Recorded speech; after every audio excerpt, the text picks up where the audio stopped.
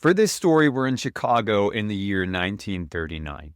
A man named Jerry Pallas is getting ready for a fun night of dancing out on the town at one of his favorite places, the O. Henry Dance Hall. He gets to the dance hall and he's dancing and he's having a great time when from across the room he makes eye contact with a woman. And he is suddenly and completely love-struck. This woman that he is now making eye contact with is absolutely beautiful. She has this beautiful blonde hair that's styled into these curls that was really fashionable at the time. She's about his age, early 20s, and she's wearing this flowing white gown. Jerry knows that he just has to talk to her. So he makes his way from across the room up to this woman and asks her if she would like to dance. Luckily for Jerry, she agrees. And so Jerry reaches out his hands to take her hands to begin their dance together. And when he grabs this woman's hands, he notices that they are ice cold. But there's an old adage that says cold hands mean a warm heart. And as they're dancing together over the next bit of time, Jerry believes that adage to be true. There is just this warmth that's radiating off of this woman, even if her hands are freezing cold. She has the kindest face, and just something about her makes Jerry feel so warm. Despite this, there is some kind of distant sadness in her eyes, and the two dance the night away. Jerry is having a phenomenal time. He's met this beautiful girl. They're having a great time dancing, and so he asks the woman her name, and she says Mary. She's very quiet. She doesn't say very much, but she communicates a lot through her eyes. And Jerry is just having a phenomenal night. They are dancing and dancing, and Jerry loses all concept of time. He does not have any clue how much time has passed, and before he knows it, the dance hall is closing for the night. Mary says to him, I don't have a ride home. Would you be so kind as to drive me back to my house? And Jerry wants to be the perfect gentleman, so of course he agrees, and he asks Mary what her address is. She gives him an address on a road called South Damon Avenue. Jerry knows exactly where this is, so it's no problem at all, and the two leave the dance hall together. They get into Jerry's car. They're about to exit the parking lot and get onto the road on which the dance hall is on, a road called Archer Avenue. Now, Jerry knows that to get to South Damon Avenue, he has to turn one way. But as he's about to make the turn, Mary speaks up and says, "Would you mind driving me the other way down Archer Avenue?" Jerry's a little bit confused, and he says, "I thought you said you lived on South Damon. To get to South Damon, I have to turn down this particular way." But Mary insists, "No, please drive me the other way down Archer Avenue." Now, Jerry just probably assumes that she has a friend down that way on Archer Avenue, and he, again, wants to be a gentleman, so he's not going to raise a fuss about it. And he turns the other way and starts traveling down Archer Avenue. And in the car ride, once again, Mary is rather quiet. She doesn't say very much. And as they're traveling down Archer Avenue, they eventually begin to pass a cemetery called Resurrection Cemetery. As they get to the main gates of the cemetery, Mary finally speaks up, and she says, "Would you mind dropping me off here?" Jerry looks around and is a little confused. It's a really weird place to drop somebody off. But Mary seems to be certain that this is where she wants to be dropped off, so Jerry pulls over and stops the car. Jerry looks over, expecting to, exchange pleasantries and say goodnight, and he's hoping to ask Mary if he can see her again. But when he looks over, Mary is already getting up and getting out of the car. He watches as Mary gets out of the car and closes the door. She then begins staring off into Resurrection Cemetery, into the headstones that line this piece of land, when very suddenly, she simply vanishes. She was there 1 second, and the next it's as if she evaporated instantly into nothing. Before his very eyes, this woman that he had spent the whole night with, that he had danced with, that he had been so infatuated with, simply seemed to disappear. He looks all around his car, but he sees no sign of Mary. Eventually, he just simply drives home. But he can't get the thoughts of that night out of his head. What happened? What was that? Where did Mary go? He barely gets any sleep that night. And the next morning, it's still on his mind. He can't stop questioning his own reality. What happened? What did I see? Was I just really tired from all the dancing and maybe my eyes were playing tricks on me? But then he remembered. Mary had given him the address on Damon Avenue. He could simply drive down there and see if Mary's there. And that's precisely what he does. He drives down to Damon Avenue to the house that Mary said that she lived at. He parks his car and he goes up to the door and knocks, and he's hoping that behind the door will be Mary. But when the door opens, it's not Mary at all. It's a much older woman. Jerry, still confused, says, "Hello, ma'am. My name's Jerry. Last night I met a woman named Mary, and she said that she lived here. Is Mary here?" And the woman looks very confused. She says, "There's nobody named Mary that lives here. At least not anymore. My daughter's name was Mary, but she passed away several years ago." At that time, Jerry sees behind this woman's shoulder on the wall is a picture. And it's a picture of a young woman with blonde hair, and it's Mary. 100%, it's that same woman that he had danced the night away with only hours prior. The same woman that was in his car that seemed to vanish into thin air. There's her picture on the wall. This must be Mary's mother. And she's explaining that Mary is no more, and she has not been alive for several years. And thus was born the legend of Resurrection Mary, named for the cemetery that Jerry dropped her off at. And the same cemetery that for decades and decades, now closing in on 90 years, Chicagoans would claim to see a woman with blonde hair in a flowing white dress, late at night, early in the morning, that would vanish into nothing. These stories get passed around Chicago, like I said, for decades, and over time an entire backstory is created for Resurrection Mary. And the story goes that in the late 1920s or the early 1930s, Mary had gone out for a night of dancing with her boyfriend. At some point, for some reason, the pair had gotten into a huge argument, and Mary decided that she could not stand to be around her boyfriend for even one more second. So instead of allowing him to drive her home, she decides to walk all the way home herself down Archer Avenue. And as she walked down Archer Avenue, late at night, she's passing Resurrection Cemetery when she's struck and killed by a vehicle. Later, her body would be buried inside of Resurrection Cemetery. There are today countless stories about Resurrection Mary. She's achieved essentially legend status in Chicago, but all of them follow similar themes. In the 1970s, a cab driver is driving down Archer Avenue late at night when he sees a woman standing by the side of the road near Resurrection Cemetery. She's a young blonde woman, and she's wearing this flowing white dress. She very gracefully lifts up her hand to call for the cab, and of course he pulls over. She begins approaching the cab. She reaches out for the door, and just as she's about to touch the door of the cab, she vanishes into nothing.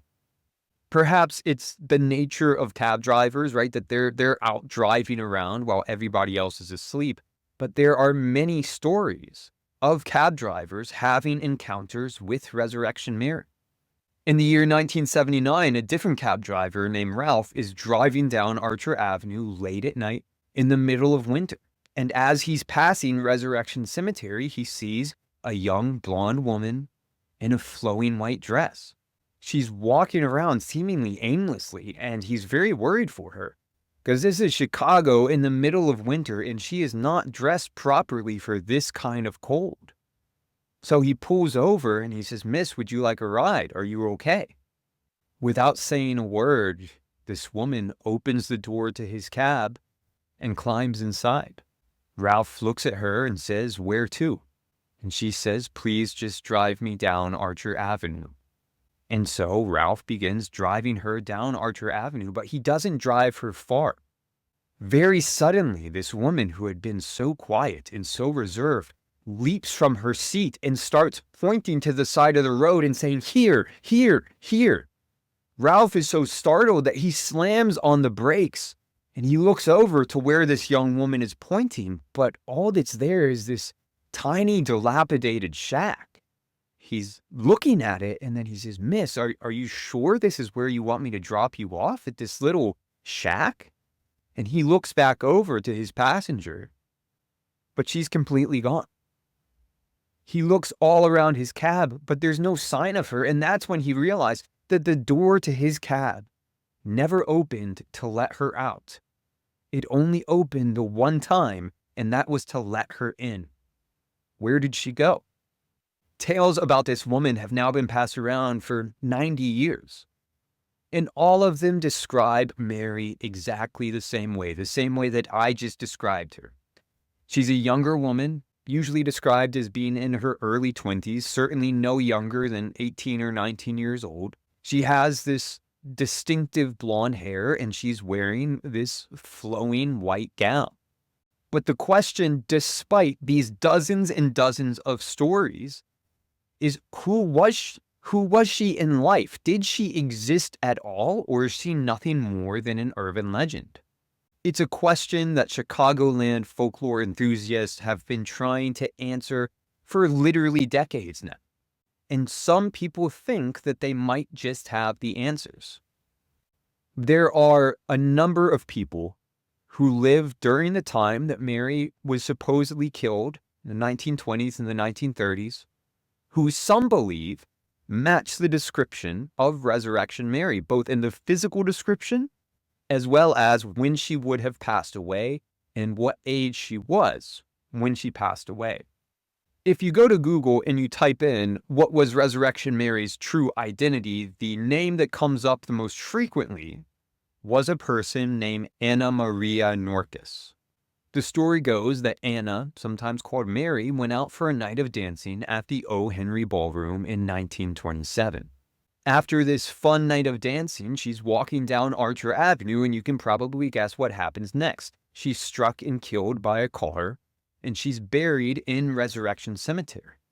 She wasn't actually walking past Resurrection when she was killed, but rather she was a passenger in a car elsewhere, but otherwise, this story is mostly true. Now, Norkus does fulfill some qualifications to be Resurrection Mary. She had blonde hair, she had connections to O. Henry Dance Hall, and she loved dancing. But there's a big problem with Norkus being Resurrection Mary, and that's she was only 12 years old when she was killed. Mary is very clearly described by those who have seen her as being a grown woman, not a child. So in my mind, this probably rules her out.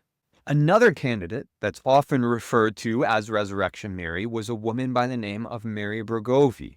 Bregovy was indeed killed in an automobile accident in 1934. Now, the accident did not happen on Archer Avenue, or really even that close to Archer Avenue. But Mary Bregovy was indeed buried in Resurrection Cemetery, and she was buried, supposedly, in her favorite white dress.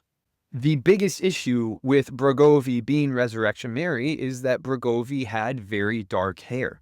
She did not have the distinctive blonde hair that literally every story about Resurrection Mary describes. Now, there are a number of very strange stories related to Mary Bregovy. In fact, many of her friends reported that they saw her on Archer Avenue weeks or even months after she died. But when they saw her, she always appeared to them as she did in life. She had very dark hair. So Bregovy may have some ghost stories associated with her, but she's likely not the Resurrection Mary that we're talking about. Those are the two candidates that come up most frequently when you try to Google who was Resurrection Mary. Now, a problem that I found when researching Resurrection Mary is that most articles just kind of regurgitate the same information over and over and over again. They give the same two candidates for who she could have been, and they give the same 5 facts about Resurrection Mary. But if you start to dig a little bit deeper, there are other contenders for who potentially could be the true identity of Resurrection Mary. Another name that comes up from time to time is somebody named Mary Miskowski. Miskowski was said to have a great love of dancing, and she frequented many of the dance halls in the area, including the O. Henry Dance Hall. Now, sometime around Halloween of 1930, it was said that she was struck and killed by a car, granted not on Archer Avenue, but somewhere not too far away. The problem with that is that based on the records, Miskowski did not die in 1930. She didn't even die in 1940 or in 1950. Miskowski, in fact, lived well into the 1950s. She had a family. She had children. She was alive when many of the sightings of Resurrection Mary were reported to have happened. So it's not possible that Miskowski could be Resurrection Mary. Now, the reason for this confusion most likely is that there was another Mary who lived on the exact same block of Damon Avenue, who had a very similar physical description. Blonde hair, who loved dancing. The two were, in fact, very, very similar. Miskowski passed away in the 1950s. The other Mary didn't live that long. Perhaps the best potential candidate for who Resurrection Mary truly was a woman by the name of Mary Kovac. Like I said, just like Mary Miskowski, Mary Kovac grew up on Damon Avenue. Kovac was known for just being extremely kind and extremely well-liked. She babysat for a lot of kids in the neighborhood. She loved her family. She worked hard. The physical description also matches. She had blonde hair that was often kept in fashionable curls, just like the hair of Resurrection Mary in Jerry Pallas's story. Mary was rather young. She was a couple of years out of high school, and she had a nice job working in the hospital. She was ambitious, and she hoped that this job would lead to a solid career for her. But tragically, this would all change when she came down with tuberculosis. Getting tuberculosis back in the 1920s or the 1930s was nothing to laugh about. It was a very deadly disease. And if you were diagnosed with tuberculosis, you likely would have to face your own mortality and come to the understanding and accept that there was a solid chance that you would not survive tuberculosis. We're very fortunate to live in a time where tuberculosis is not a disease that we really think about all that much. But in the 1920s and the 1930s, it was killing people in droves. When she was diagnosed with tuberculosis, she lost a lot of things. She lost her job at the hospital. She lost her ability to babysit the children in the neighborhood, and she was forced to go to a sanitarium until she recovered from the tuberculosis. Because certain types of tuberculosis were so contagious, they had to quarantine people who were diagnosed from the rest of the population. And so they would send them to these sanitariums so that they could recover. Fortunately, Mary was eventually able to recover, and she was eventually able to leave the sanitarium. But even if she was now 100% healthy, there was still a pretty bad social stigma against people who had been diagnosed with tuberculosis. Everybody was afraid of them. Nobody wanted to contract tuberculosis, and so a lot of people were afraid to be around Mary. She was not able to return to her job at the hospital. Now, this was the Great Depression. Jobs were not easy to come by, and because of her diagnosis, she lost a good job that was able to help her family, and now she was desperate for work. She felt like she had to do something to help put food on the table for her family. Mary likely searched high and low for a job, anything that would pay decently, anything that she would do that could help her family, that could help pay the rent, could help put food on the table. And eventually, she was able to find something. At one of her favorite dance halls, the O. Henry Dance Hall, the owner gave her a job. And Mary was a perfect employee at the dance hall. She was extremely grateful for the opportunity to have a job, even if it wasn't physically easy for her to do. Prior to getting sick, Mary loved to go dancing. It was one of her favorite things, and it was still one of her favorite things to do after leaving the sanitarium, but it was clear that the tuberculosis had really done a number on her lungs. and it was a bit difficult for her to do a lot of the things that she had liked to do previously. Mary did not have a car at the time, which a lot of people didn't during the Great Depression, and so she would often rely on her coworkers to drive her to and from work. And if she couldn't get one of her coworkers to drive her home from work at the end of the night, she would usually try to convince one of the patrons of the dance hall to drive her home. If she was unable to do that, she would have to walk the long walk all the way back home, sometimes through the very cold Chicago weather. Mary tried so hard to live her life as if there was nothing wrong, as if she had not nearly died from tuberculosis, as if she was not terrified that the tuberculosis would eventually come back.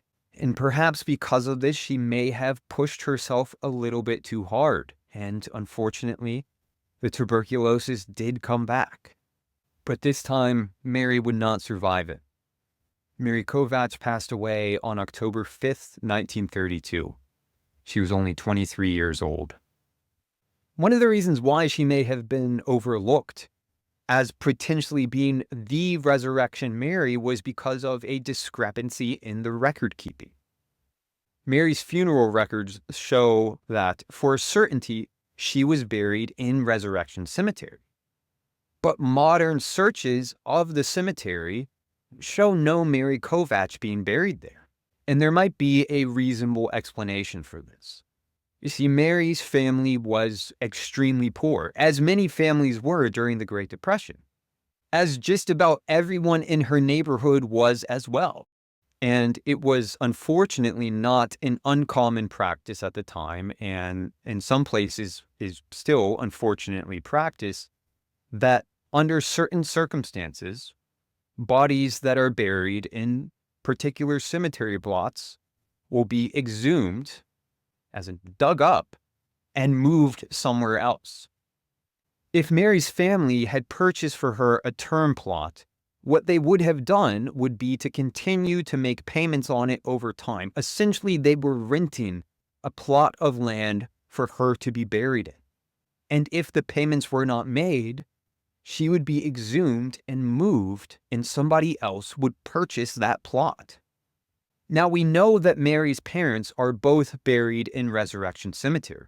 So what may have happened was that her parents were paying for the term plot.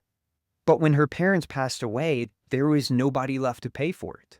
And so Mary may have been exhumed and moved to a different part of the cemetery and buried in an unmarked grave. Now, it is possible that Mary's not there at all, but the records do show that when she was buried at Resurrection Cemetery. So there are some who believe she's still there, but she does not have a proper grave marker.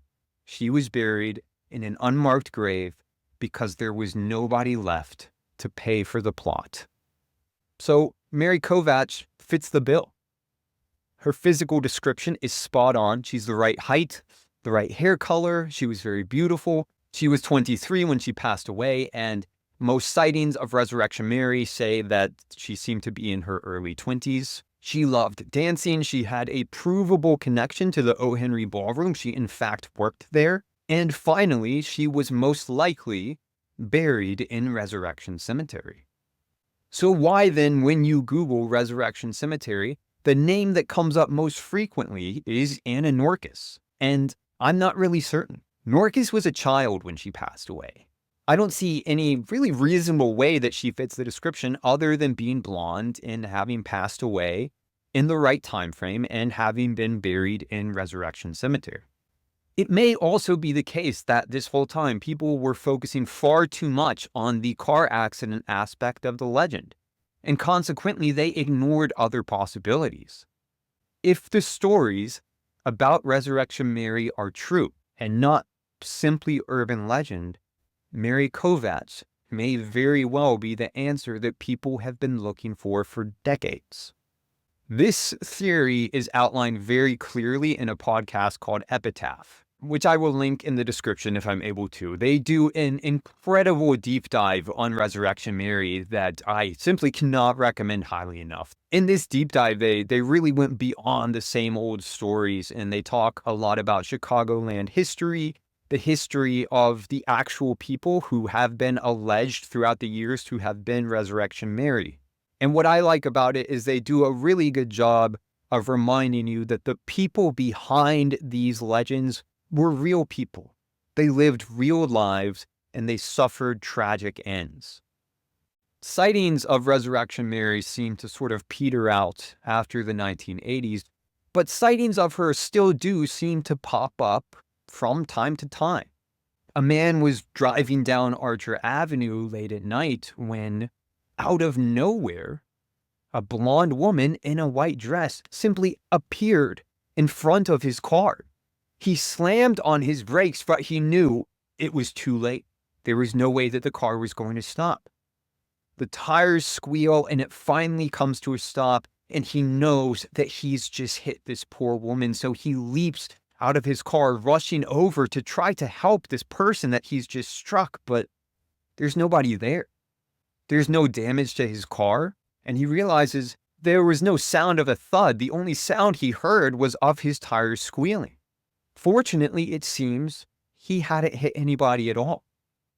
Also in the 1980s, a man is driving down Archer Avenue very late at night, and as he's passing Resurrection Cemetery, he sees a woman apparently locked inside of the cemetery at the main gate that has been chained shut. And she is freaking out. She's grabbed the bars and she's violently shaking them, trying to escape. He circled back around the block to see what was going on, but when he got back, there was nobody there. The following day, the bars of that main gate, which are made out of iron, were somehow bent in an abnormal way. Now, we know for a certainty that those old bars of the cemetery gate were indeed bent. There's pictures of it. Now, that gate no longer exists. It's since been replaced. Now, could it be that those bars were bent by Resurrection Mary, or is there another explanation? In 2016, the building that had previously housed the O. Henry Dance Hall, by then known as the Willowbrook Ballroom, was destroyed in a fire. I did not come across any stories about Resurrection Mary from any point after 2016, or really any point after the mid-2000s. Although those stories very well might be out there somewhere. My hope is that if Mary was really out there, if she was haunting Archer Avenue and Resurrection Cemetery and the O. Henry Dance Hall, hopefully by now she's able to find peace. You know, I started researching Resurrection Mary because I really like the classic ghost hitchhiker story, where somebody picks up a hitchhiker or a cabbie picks up a patron, and somewhere along the drive, they simply disappear. But the more I read about this story, and the more I read especially about Mary Kovac, the more this story just kind of made me feel sad. If the ghost of Mary, whichever Mary she happens to be, is still out there, then she's been out there now for 90 years. In every story that I read where somebody interacted with Resurrection Mary, she was always kind, she was always reserved, she was never aggressive with anybody, she never did anything to intentionally scare somebody, I guess other than maybe jumping out in front of that guy's car. But she seems to be a very kind spirit. And if she is Mary Kovac, then in life, she was certainly kind. But whichever Mary it was, she was once a young woman who had hopes and dreams and goals, and she had a family, and she had friends, and all of that was cut short. I'm not really sure why I found myself identifying with Mary Kovac so much, but it kind of made me hope that all of these stories about Resurrection Mary are not true and are nothing more than urban legend, because I hate the idea that she is, for some reason, forced to remain in connection with this tragedy all of these decades later. I do feel that Mary Kovac is probably the most likely candidate for who Resurrection Mary truly was. And if so, I just feel terrible for her. Everything I've read about her just leads me to believe that she was a wonderful person, and she did not deserve what happened to her. And most of the other potential candidates for Resurrection Mary, they had very quick ends. Even if there was fear and even if there was pain, it was over very quick. But in the case of Mary Kovac, she suffered, and she suffered for a really long time. I can't imagine the pain of slowly dying of tuberculosis when medicine wasn't sufficient enough at that point to treat you. And then after she passes away and she's laid to rest, the disrespect of potentially having her remains dug up and moved somewhere else to an unmarked grave is not something that she deserved.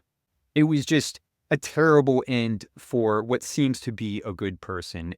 And I just hope that if she is buried somewhere in Resurrection Cemetery in an unmarked grave, that sooner or later she will be found so that she can be given a proper burial and a proper grave marker.